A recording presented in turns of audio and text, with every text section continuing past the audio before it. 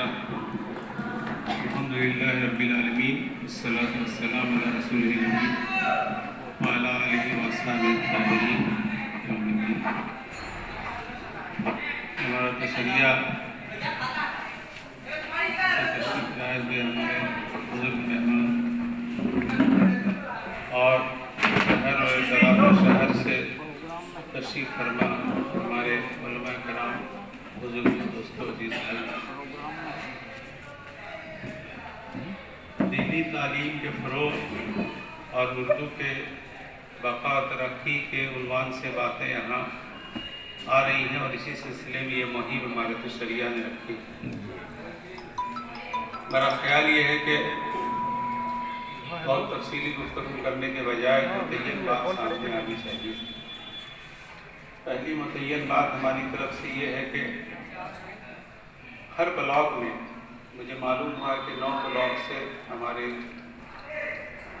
بہت سے بزرگ حضرات یہاں تشریف لائے ہیں ارریہ ضلع سے. تو ایک متعین فیصلہ یہ ہونا چاہیے کہ ہر بلاک میں کم سے کم اس سال 5 دینی مکاتب کا قیام ہو جائے اور اس کی نگرانی اور اس کی طرف توجہ کا نصب کیا جانا چاہیے. اس ذیل پہ ایک بات مشورتاً یہ عرض کرنا ہے کہ یہ جو نئی نسل کے دین کی طرف کی بات ہو رہی ہے، میرا خیال یہ ہے کہ ہم یہ مان کے چلتے ہیں کہ جو بچہ مسلم گھر میں پیدا ہوا ہے وہ یقیناً اسلام سے آشنا ہے، اس کا خدا اور رسول اور آخرت شریعت پر پوری طرح سے دل مطمئن ہے. میرا خیال ہے کہ یہ بات صحیح نہیں ہے.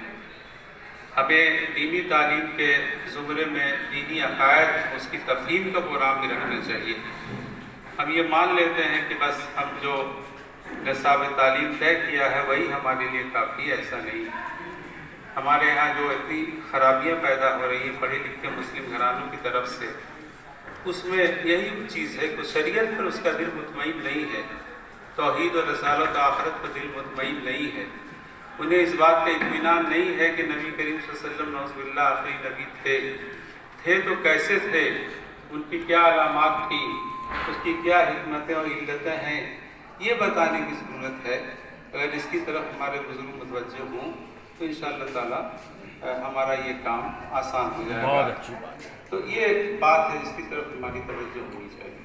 دوسری طرف یہ ہے کہ جو بات ابھی ہمارے قبل کے مقررین نے کہہ دی ہے، اساتذہ کرام چاہے وہ دینی مکاتب کے ہوں، ائمہ حضرات ہوں، یا پھر جو اردو اسکول سرکاری یا غیر سرکاری ہے، اس کے عمارت کو یہ پہل کرنی چاہیے کہ اس کی تربیت کا نظم کرے.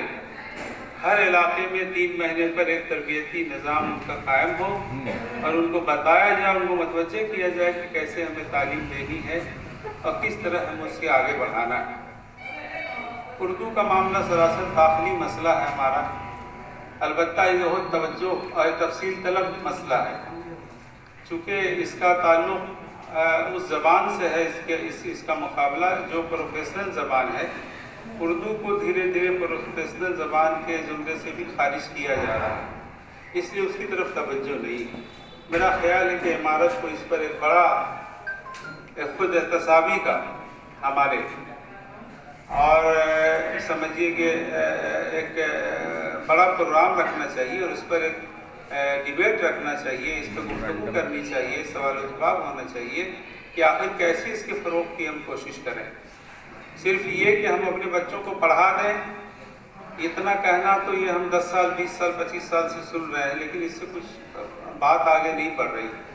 روٹ کاؤز کیا ہے، اس کے جڑ میں کیا بنیادی چیز ہے جس کی وجہ سے اردو کو فروغ نہیں مل پا رہا ہے.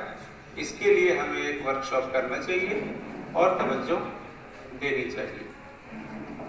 تو یہ چند باتیں تھیں اور ساتھ ساتھ ایک بات یہ جس میں محترم شمیم صاحب نے ایک بات کہی، وہ بات بھی مناسب ہے کہ خواتین کی طرف جو عام نہیں پڑھی لکھی، جس کو دینی تعلیم کا کوئی بھی جس کے لیے نظم نہیں ہے، ان بچیوں کی تعلیم کا نظم بھی کرنا چاہیے. ابھی ہم نے ایک پمفلیٹ شائع کیا ہے اور اس کو خط کی شکل میں جو پڑھی لکھی عورتیں ہیں شہر کے حد تک، ہم نے اس کو ابھی اس کی ترسیل کی ہے.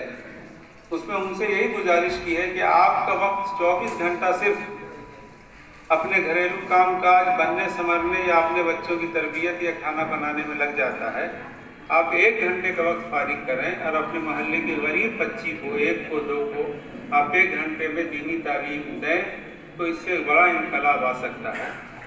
ہم عمارت سے گزارش کریں گے کہ اس طرح کا کوئی نظم اگر عمارت کرے پورے بہار میں تو اس سے فائدہ ہو سکتا ہے۔ یہی چند مشورے ہمارے تھے۔ وآخر دعوانا الحمدللہ رب العالمین۔